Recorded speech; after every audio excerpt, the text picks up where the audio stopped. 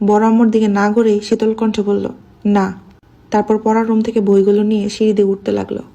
আকলিমা খান ম্যাককে যেতে দেখে ডাকলেন, ম্যাক খাবি না? ম্যাক গম্ভীর স্বরে বলল, ক্ষুধা নেই।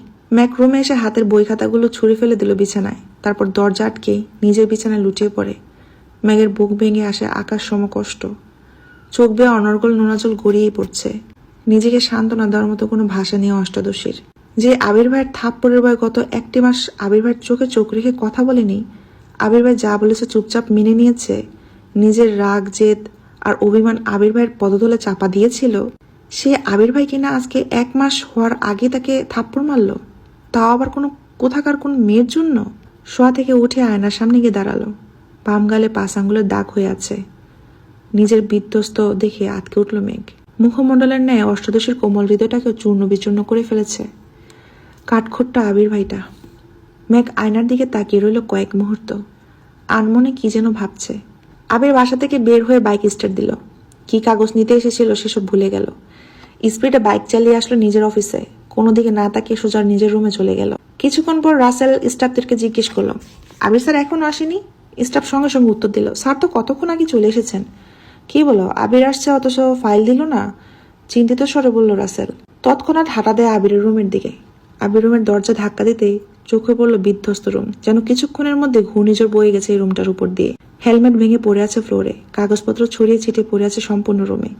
সেগুলো এলোমেলো উঠছে ফ্যানের বাতাসে। চেয়ারে পড়ে আছে কাত হয়ে। আবিরকে দেখা গেল না। আবিরকে দেখার জন্য রাসেল দরজায় দাঁড়িয়ে উকি দিল ভিতরে। জানালার পাশের দেয়ালে আবির অনবরত ডান হাত দিয়ে ঘুষি দিয়েই যাচ্ছে।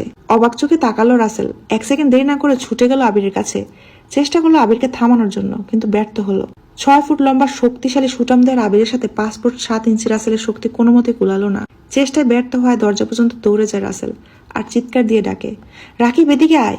ভয়ঙ্কর সেই পুরুষালী চিৎকারের শব্দে রাকিব সহসা দৌড়ে আসে। সাথে ছুটে আসে অফিসের কিছু স্টাফ। রাকিব রাসেল টানে হিঁচড়ে আবিরকে দেয়াল থেকে সরিয়ে আনলো। আবিরের চোখে মুখে ক্রোধ স্পষ্ট। শ্যামবনের মুখকেলা পরিবর্তিত হয়েছে ঘুটঘুটে অন্ধকারে। উস্কো খুস্কো চুলগুলো এলোমেলো হয়ে আছে। ঘামে ভেজা কপালে লেপটে আছে সামনের দিকের চুলগুলো। পরনের সাদা শার্ট ঘামে ভিজে লেপটে আছে গায়ের সাথে। রুমে ফুল স্পিডে ফ্যান চলছে, সাথে এসি অন করা থাকা সত্ত্বেও আবিরকে দেখে মনে হচ্ছে সবে মাত্র 40 সেলসিয়াস তাপমাত্রা থেকে ফুটবল খেলে এসেছে। রাকিব মাটিতে কাত করা চেয়ারটা এক হাতে তুলে আবিরকে জোর করে বসালো। আবিরের হাতের দিকে চাইলো।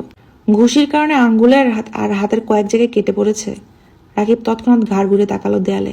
সাদা রঙের দেয়ালটা কিছুটা অংশ বের হয়ে রক্ত গড়িয়ে পড়ছে ফ্লোরে।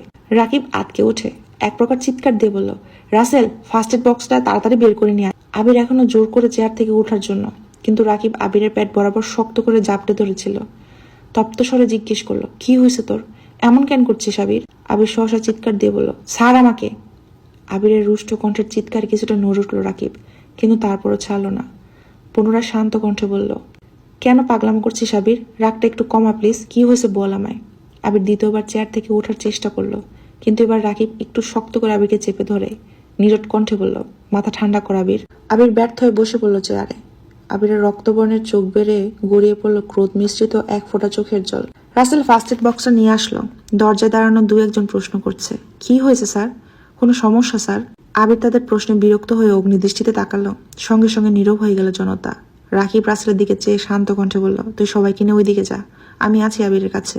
রাসেল চিন্তিত স্বরে বলল, কোনো প্রয়োজন হলে ডাকিস আমায়। রাকিব শুধু মাথা দোলালো।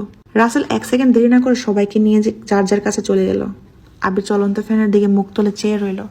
সবাই চলে যাওয়ার পর রাকিব গম্ভীর কণ্ঠে বলল, দেখ হাতটার কি অবস্থা করেছিস। আবির এক পলক হাতের দিকে চেয়ে ক্রোধিত কণ্ঠে বলল, আমি মস্ত ভুল অপরাধ করে ফেলেছি রাকিব। সে অপরাধের কাছে আমার হাত কিছুই না।